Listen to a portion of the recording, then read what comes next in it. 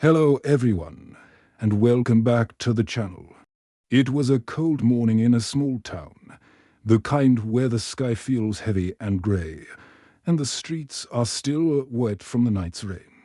A young boy named Arjun walked quickly along the narrow road to school, kicking at small puddles with his worn-out shoes. The soles were thin, and the sides were torn open just enough for the cold water to sneak in. Every step made a quiet squish that annoyed him more and more. He looked down and sighed. His classmates always had new shoes bright, clean, and shining, while his looked old and tired. He had asked his mother for a new ones many times, but she always smiled softly and said, "Maybe next month." Next month never seemed to come. Arjun didn't understand why his parents couldn't just buy a simple pair of shoes. He felt embarrassed walking beside his friends, and every morning he wished for something better that morning. His frustration grew heavier than his school bag.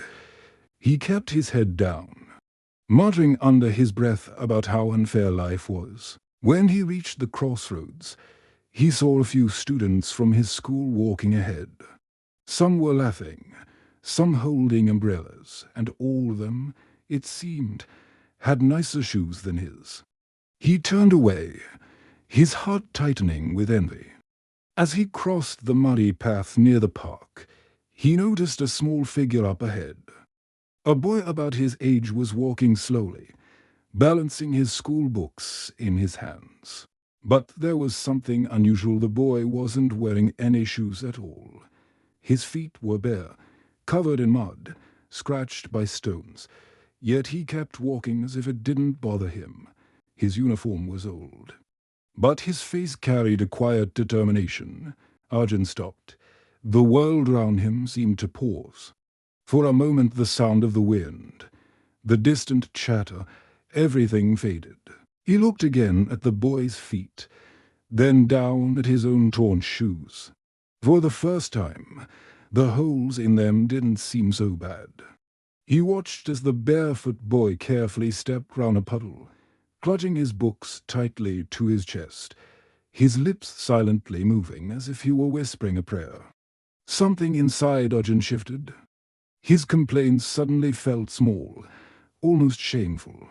He remembered his mother waking up early to prepare his breakfast, his father fixing his school bag's broken strap with old thread, and how they still smiled even when life wasn't easy.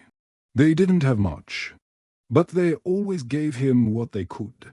As the barefoot boy disappeared round the corner, Arjun felt a strange warmth in his chest, not of pity, but of understanding.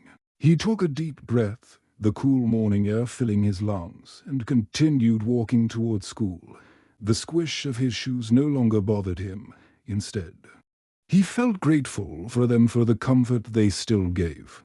Even with their worn edges, when he arrived at school, he sat quietly at his desk, his eyes a little softer, his heart a little fuller. He didn't tell anyone what he saw that morning, but from that day, he stopped wishing for new shoes. He simply began to take care of the ones he had, cleaning them, drying them by the window, patching the torn side with tape.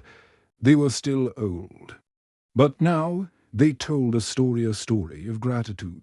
And every time he saw someone complain about small things, Arjun would smile and remember the boy with no shoes, walking bravely through the mud with hope in his eyes. Gratitude, he realized, begins not when we get what we want, but when we finally see how blessed we already are. Thank you so much for watching. If this story resonated with you, please consider liking the video and subscribing to the channel for more content like this. We'll see you in the next one.